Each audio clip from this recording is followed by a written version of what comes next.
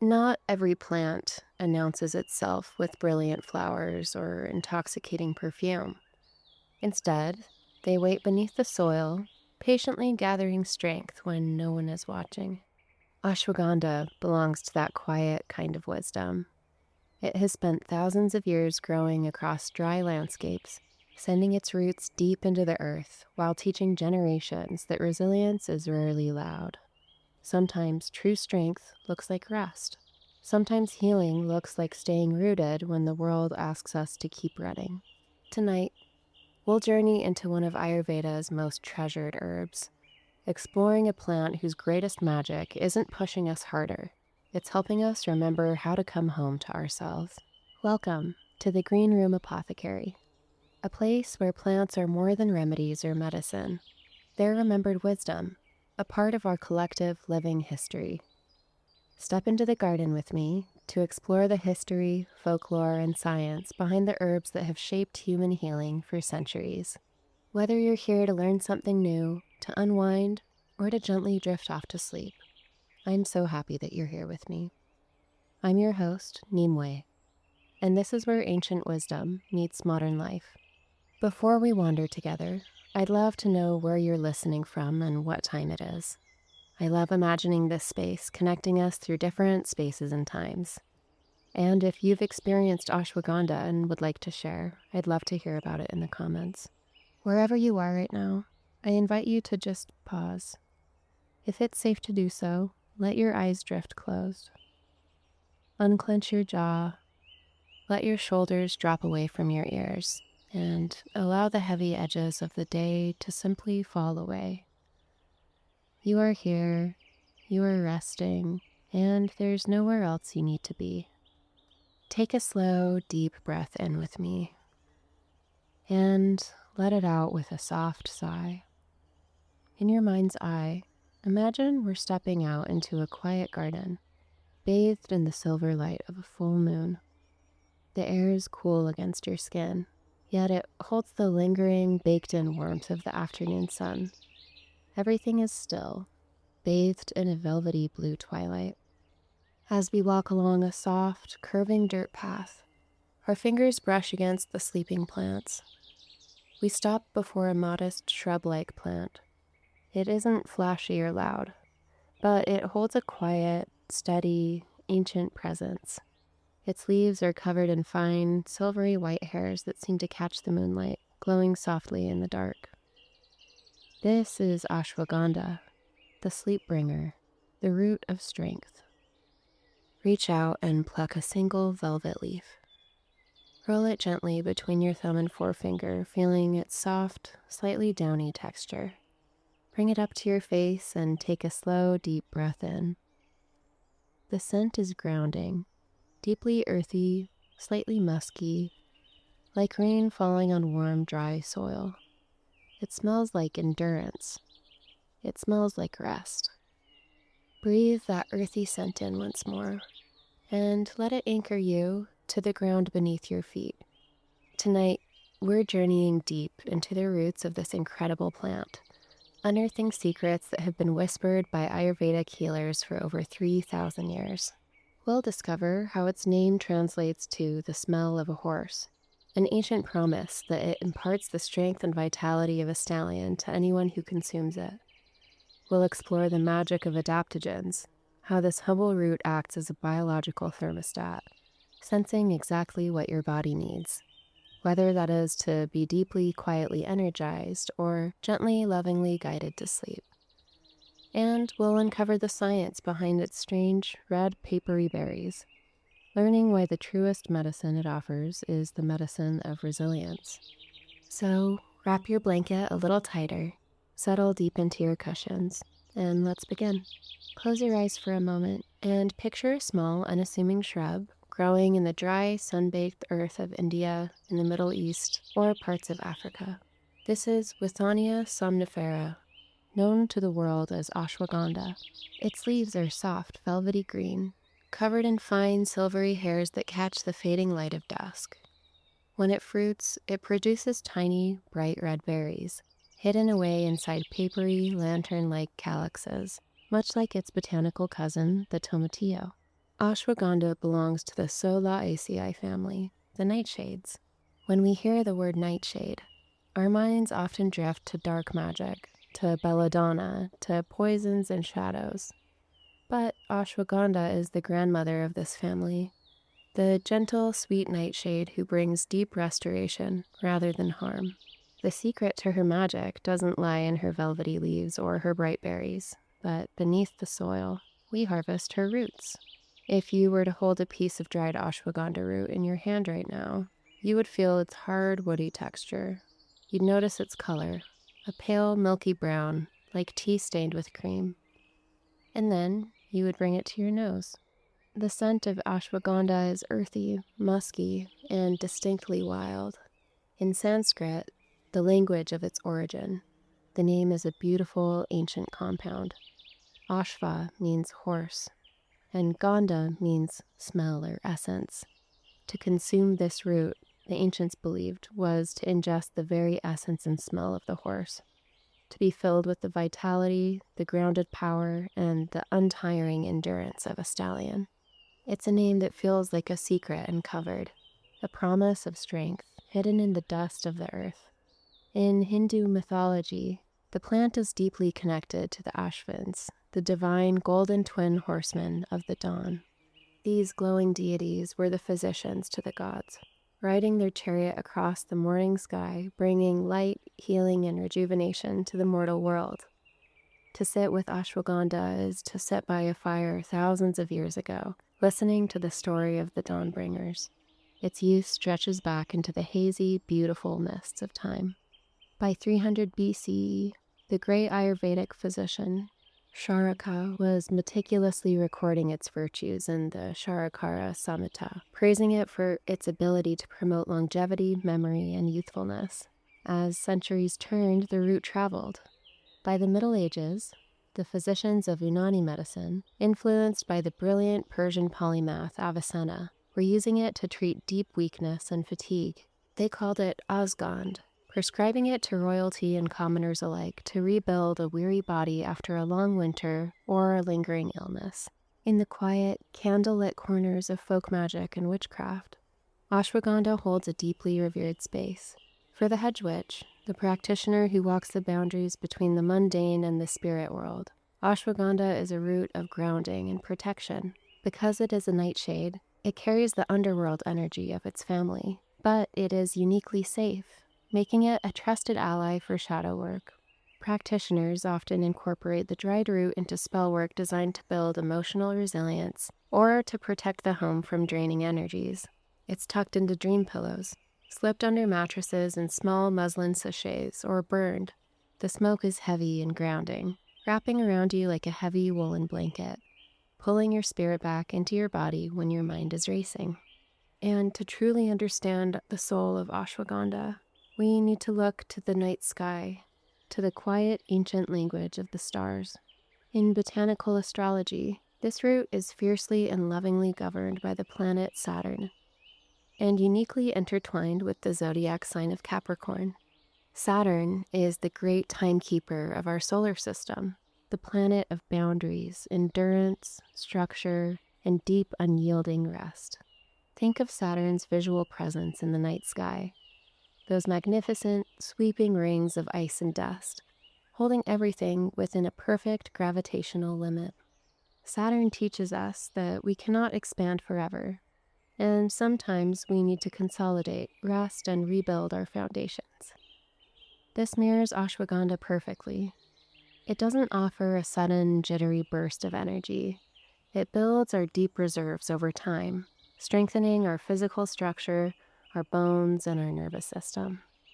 Capricorn, Saturn's earthly domain, is represented by one of the most fascinating glyphs in zodiac. If you trace the symbol of Capricorn, you draw a single unbroken line that begins as a sharp upward V shape before curling into a descending beautiful loop. This glyph represents the sea goat. The V forms the horns of the goat, determined and climbing toward the rocky mountain peak, while the looping tail belongs to the fish, descending into the dark, emotional waters of the unconscious. This visual geometry is the exact energetic blueprint of ashwagandha. The plant reaches down into our deep, dark waters, our exhaustion, our depleted adrenal glands, our hidden stress, and slowly pulls us upward, giving us the grounded endurance of the mountain goat to climb our daily peaks. In the imagery of the tarot, ashwagandha is beautifully aligned with two specific archetypes, strength and temperance. If you look closely at the strength card in the traditional Rider-Waite-Smith deck, you do not see a warrior wielding a sword. Instead, you see a sky of brilliant, dawn-like yellow. In the center stands a maiden wearing a flowing white gown, adorned with garlands of soft red roses. Hovering just above her head is the lemniscate, the figure-8 symbol of infinity and limitless spiritual endurance. Before her sits a fierce, powerful red lion, but the maiden is not wrestling the beast. Her hands are reaching out, gently, tenderly stroking the lion's mane and softly closing its jaws. This image is the absolute essence of ashwagandha. The roaring lion is our modern stress, our spiking cortisol, our racing minds and anxieties. Ashwagandha is the maiden in white. It tames our internal roar not with force, not with heavy sedation, but with gentle, nourishing grace. And there is nuance here, because ashwagandha is also deeply resonant with the temperance card. On this card, an angel with massive crimson wings stands at the edge of a lush pool. The angel has one foot plunged into the flowing water of the unconscious, and one foot planted firmly on the earthy shore. The angel holds two golden chalices, pouring water diagonally between them in a gravity-defying stream of alchemy. Gold and iris flowers bloom quietly in the background. This represents homeostasis, the blending of opposites to find the perfect middle ground. Ashwagandha is classified as an adaptogen, meaning it does exactly what the angel is doing. If your energy is too low, it pours vitality into your cup. If your anxiety is too high, it pours calm into your waters. It seeks only balance, mixing the elements of our body until we're perfectly, beautifully centered. This pursuit of balance is why ashwagandha is considered the premier rasayana in the Ayurveda, a tonic that rejuvenates the body and extends life. In Ayurvedic philosophy, it's specifically known to pacify the Vata dosha. Vata is the energy of air and ether. It's the wind that, when out of balance, causes anxiety, restlessness, and insomnia. Ashwagandha acts as the heavy, moist earth that calms the frantic wind. Similarly, in traditional Chinese medicine, while not natively from China, practitioners who use it categorize it as an herb that tones down the kidney yang and strengthens the qi. The kidneys and TCM are the batteries of our body, storing our vital essence. When our batteries run low from overwork, late nights, or emotional stress, ashwagandha gently plugs us back into the earth to recharge. As we trace the long, winding path from the sun-baked soils of India, through the hands of ancient healers and the rituals of hedge witches, to the quiet wisdom of the stars, we find a plant that has held human hands for millennia. But how do we measure the soul of this plant today? How do we translate the breath of the stallion and the gentle touch of the maiden into the language of the modern world? Let's look closer. Let's place the root under the lens, and we cross the gentle bridge from ancient lore directly into the wondrous realms of modern science. When we transition from folklore into the bright, clear light of modern science, we don't have to leave the magic behind.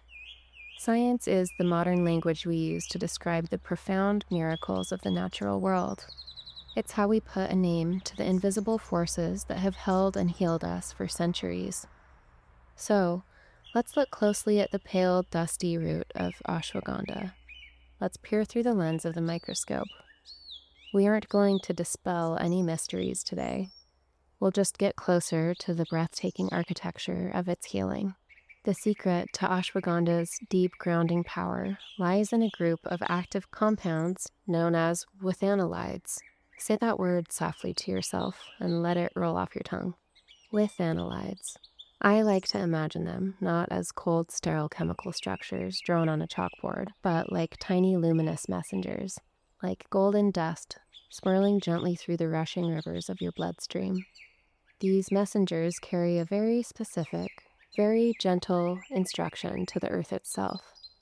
They travel through the warm, dark pathways of your veins, seeking out the cells that are tired, overworked, and trembling with the static of modern life. And when they finally arrive at the frayed edges of your nervous system, they lay a warm, heavy hand on your shoulder and whisper, "You are safe now." In the language of botany and medicine, ashwagandha is known as an adaptogen.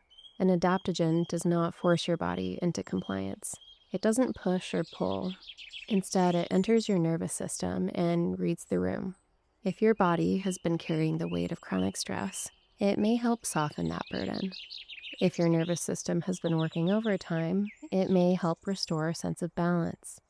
Rather than targeting one specific symptom, adaptogens are thought to support the body's ability to adapt, to meet life's challenges with greater resilience.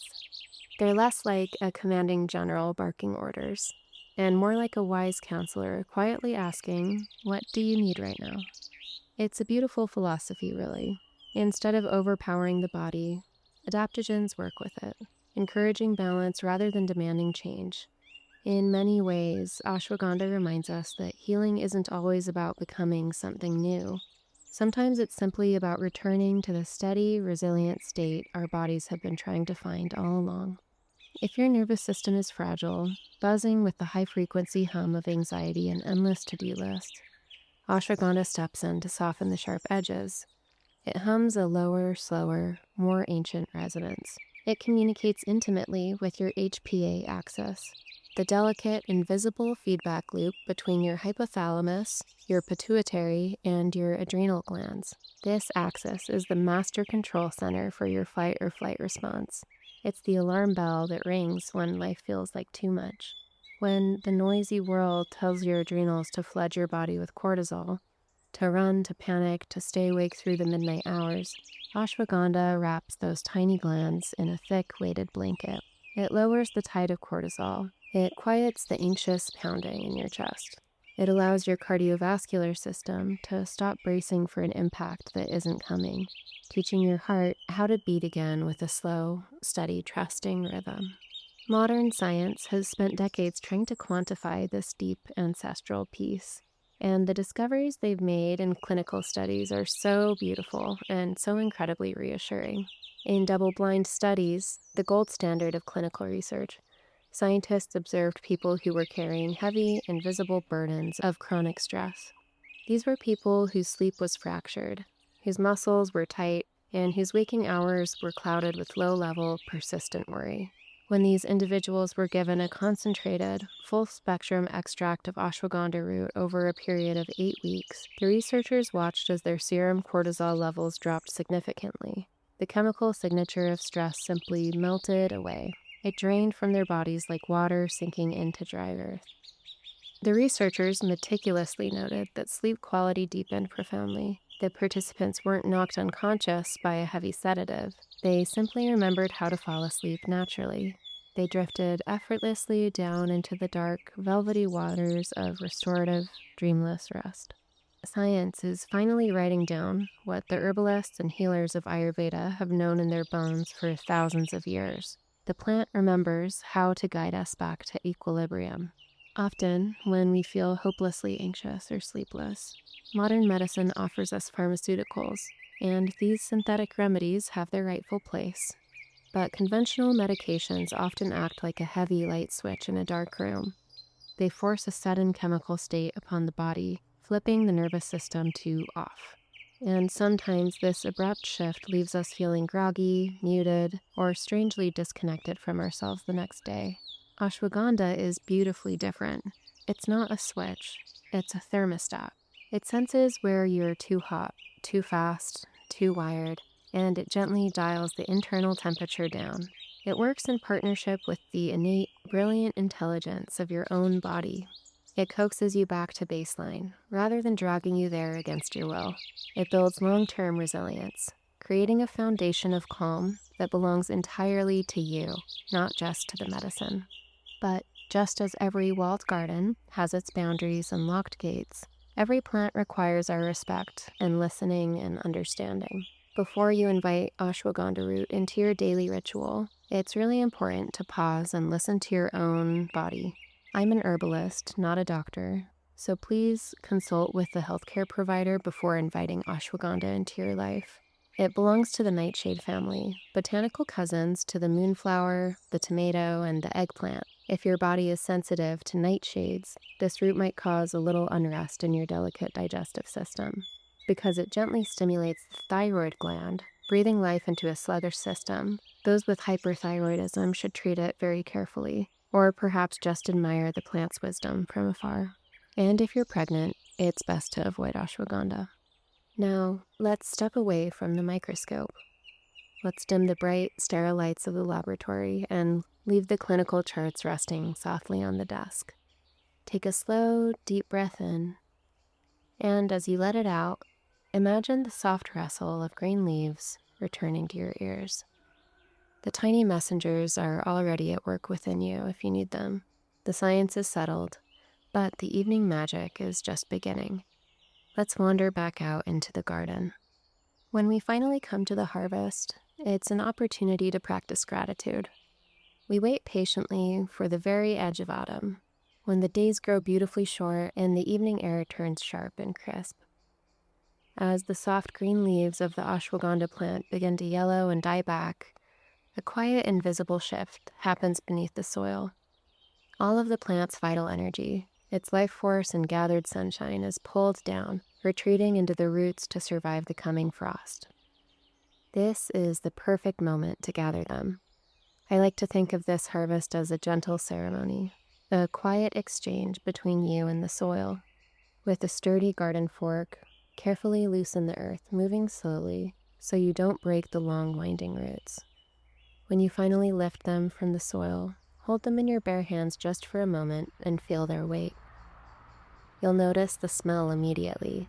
It's earthy, musky, and profoundly grounded, that distinct scent that gives ashwagandha its name, carrying the raw, vital strength of a horse. It smells like damp autumn woods, falling leaves, and ancient resilience. Once you bring it inside from the cool air, the roots need to be washed clean. We do this tenderly, running them under cool, clear water until the pale, woody skin is revealed to the light. While the roots are still fresh and somewhat pliable, you'll want to chop them into small, manageable pieces. Don't wait to do this, because once they're dried, ashwagandha roots become hard as stones, and cutting them becomes nearly impossible. Spread the small pieces across a drying screen or a clean linen cloth, and leave them in a warm, dark place to rest. You'll want them out of direct sunlight, allowing them to slowly, peacefully release their moisture into the air. When they're dry enough to snap in half with a sharp, hollow sound, their preservation is complete. Scoop them into a clear glass jar, sealing them tight against the world. Keep them in a cool cupboard, and they can sleep there, waiting patiently until you need their grounding embrace. And unlike fragrant herbs, whose medicine lives in the delicate leaves or blossoms, ashwagandha keeps its gifts tucked safely inside the roots. Because of this, herbalists have spent centuries finding gentle ways to unlock its nourishing compounds. One of the oldest preparations is a warm decoction. Rather than simply pouring hot water over the root, we invite it to slowly release its medicine through a gentle simmer. Place a teaspoon or two of the dried root into a small saucepan of water and let it barely bubble for 15 to 20 minutes. Their aroma is subtle, earthy, comforting, and quietly grounding. Many Ayurvedic traditions prepare ashwagandha a little bit differently, simmering the root in rich whole milk with a small spoonful of ghee, a pinch of fragrant cardamom, and maybe a drizzle of raw honey. The nourishing fats are thought to help carry the herb's beneficial compounds throughout the body, creating a drink that feels less like tea and more like an evening ritual. Pour it into your favorite heavy ceramic mug and let it cool for just a moment before taking your first sip. Feel the warmth travel slowly through your chest, reminding your body that it's finally safe to rest. Today, ashwagandha has become one of the most widely available herbs in the world. You can find it in capsules, powdered supplements, gummies, herbal lattes, sparkling wellness beverages, sleep blends, protein powders, and even adaptogenic hot chocolates. If you've wandered through the wellness aisle of a grocery store recently, you've almost certainly seen its name waiting quietly on the shelf. The powdered root is especially versatile. Many people stir it into smoothies, warm milk, coffee, golden milk, oatmeal, yogurt, or even homemade energy bites. Its earthy flavor blends beautifully with warming spices like cinnamon, ginger, vanilla, and cardamom. For those who enjoy making their own herbal preparations, a folk tincture remains a beautiful tradition. Fill a small glass jar about 1/3 of the way with chopped dried root. Cover it completely with an 80-proof vodka. Seal it tightly and allow it to rest in a dark cupboard for 4 to 6 weeks. Give it a gentle shake whenever you pass by, inviting the medicine to slowly infuse into the liquid. And if you prefer to avoid alcohol, a glycerite offers a naturally sweet alternative, using vegetable glycerin and distilled water to gently extract many of the plant's beneficial constituents. And for anyone who simply wants the easiest path, there's nothing wrong with that either. Whether your ashwagandha arrives in a steaming mug, a morning smoothie, a nightly capsule, or a carefully crafted tincture, what matters most is consistency. Like many adaptogens, ashwagandha isn't about dramatic overnight transformation. It's a companion herb, one that quietly supports the body over time, asking very little of us beyond the simple practice of showing up day after day. Like many herbs that eventually become trusted companions, I didn't discover ashwagandha because I was casually curious about it. I found it because I needed it. Several years ago, I found myself in a season of chronic stress. My nervous system constantly felt as though it was humming in the background, never quite fully settling. I remember spending evenings researching different herbs that might gently support the body through prolonged periods of tension, and one name that kept appearing over and over again: ashwagandha. At the time, I wasn't growing medicinal herbs or making elaborate herbal preparations. My introduction was wonderfully simple: a bottle of capsules. I began taking one in the evening, usually an hour or two before bed, hoping it might take the edge off after long days. It wasn't dramatic, and I think that's part of what I appreciated about it. There wasn't a sudden feeling of drowsiness or a switch being flipped. Instead, it felt quieter, like the volume knob on my stress had been turned down just enough. Enough to breathe a little deeper, to let my shoulders soften, and finally begin unwinding at the end of the day. Looking back now, I realize that subtlety is part of ashwagandha's personality. It doesn't demand attention, it just shows up day after day, offering steady support. These days, my relationship with ashwagandha has changed a little bit. You'll still find it in capsules and tinctures, but more often I reach for it in one of my favorite evening beverages: non-alcoholic social tonics made with a thoughtful blend of botanicals. Many of them combine ashwagandha with herbs and mushrooms like passion flower, lion's mane, ginger, or other adaptogenic plants. I love the ritual of pouring one into a glass at the end of the day, especially if friends are over. It creates the same feeling of sharing a special drink together, of making the transition from work into rest, without automatically reaching for alcohol. I think that's one of the reasons I enjoy herbs so much. They have a way of creating rituals: a warm cup of tea, a fragrant garden, thoughtfully crafted botanical drinks shared with people you love. These small moments become little landmarks throughout the day, reminding us to slow down and care for ourselves. Ashwagandha has become one of those landmarks for me, not because it erased stress from my life, but because it reminded me that resilience doesn't always look like pushing harder. Sometimes it looks like choosing rest and nourishment, and choosing to meet yourself with a little more kindness than you did yesterday. And I think that's a lesson worth carrying far beyond the apothecary. Let's open up the apothecary cabinet and look a little closer at the quiet magic this ancient root holds. Ashwagandha is the stress modulator. When our bodies are locked in a state of worry, we're flooded with cortisol. Ashwagandha acts as a gentle, soothing sponge, soaking up that excess stress hormone. She whispers to your nervous system, reminding it that danger has passed and it's finally safe to stand down. Ashwagandha is the deep restorer. That second part of her Latin name, somnifera, literally translates to sleep-inducing. But she doesn't sedate you with a heavy hand. Instead, she clears away the mental fog and the anxious, racing chatter, preparing a clean, quiet room for your mind where deep, uninterrupted sleep can finally visit. Ashwagandha is the quiet energizer. Unlike caffeine, which borrows frantic energy from tomorrow, ashwagandha builds your reserves from the ground up. She gently nourishes your adrenal glands, offering a calm, sustained vitality, a slow burning ember that keeps you quietly warm all day long.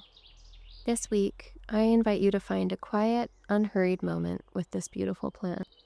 Find some ashwagandha, maybe as a tea, a beverage, or a capsule, and pay attention to how it makes you feel. If you're looking to welcome this root into your own evening ritual, I've placed a few links in the description for ashwagandha I use in my own medicine cabinet. You'll also find a full bibliography in the notes, listing all the scientific studies and folklore we wandered through today, just in case you want to follow the garden path a little further. Until next time, keep your roots deep and your leaves reaching for the sun. Stay wild and stay well.